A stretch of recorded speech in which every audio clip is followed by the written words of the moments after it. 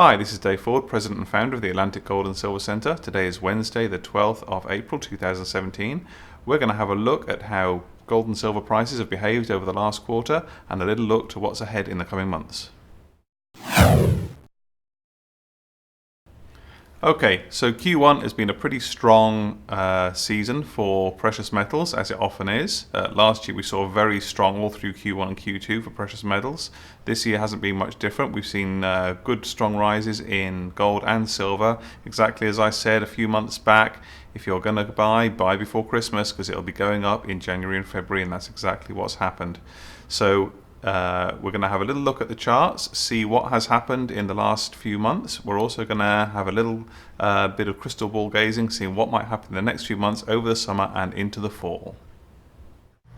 Okay, here we are at our website, atlanticgoldsilver.com, and we're going to pull up the charts.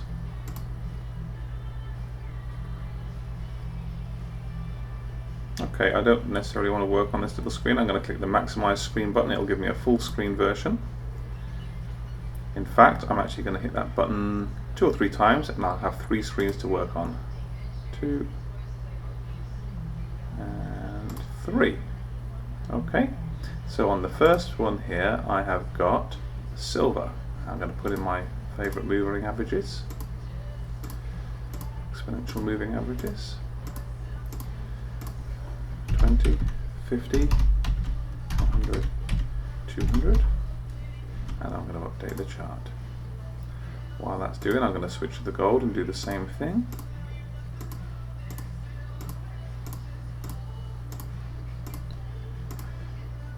$20, $50, $100, $200.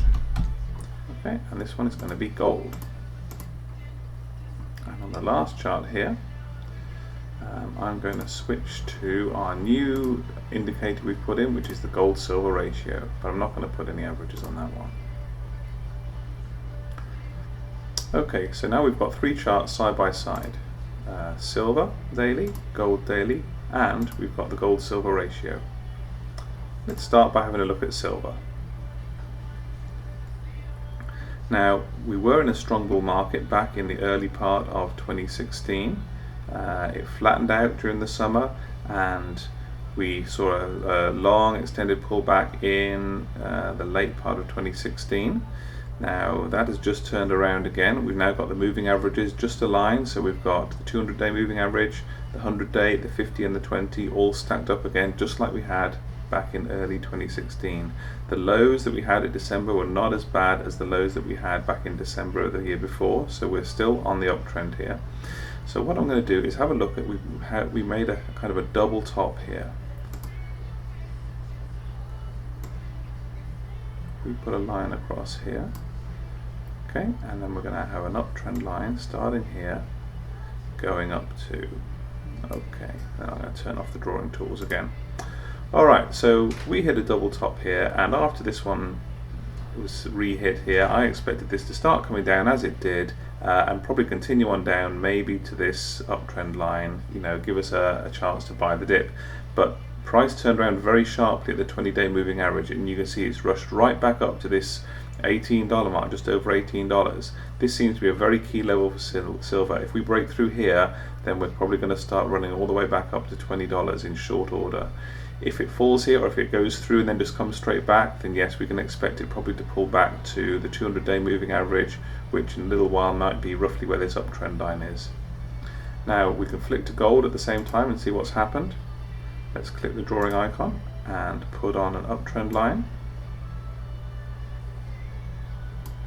And also let's put on this line here that we've seen,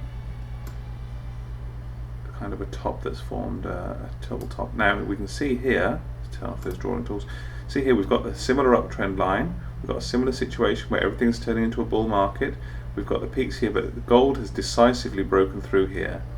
Now it's early on Wednesday morning, so we haven't finished Wednesday's data yet, but we're getting like a shooting star formation, a little indecisive thing. That could be it's going to pause, it might pull back to this line here, around about the 1262, 1263 mark. It's a very key level. Once we go through this kind of area, you can see there's previous resistance here, there's a previous bounce here, all at these same levels. Once we're through here, 1300 is going to be the next target, followed very quickly by 1350. There's not a lot of action around the 1300 mark. If it doesn't break through decisively, if we do come back here and it falls below, then again we can expect it to pull back down to the 200-day moving average, which will be roughly where this uptrend line is in another week or two. So given the weather's improving, it does affect people's psychology. Given that summer's coming, I wouldn't expect a mad rush straight up. It depends what happens in the Middle East.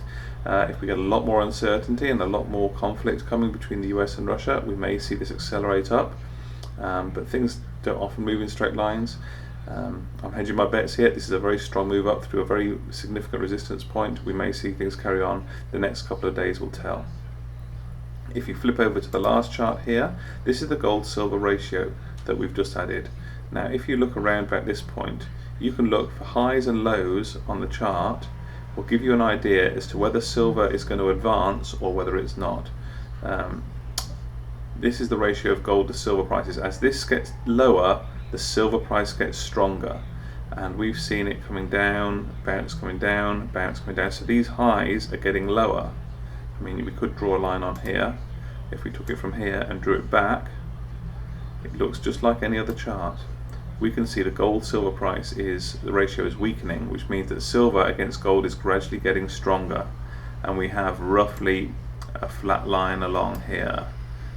Now, maybe we can actually draw a very slight uptrend. Yeah, okay, we'll call that a very slight uptrend. And I'm going to erase this line here, if I can.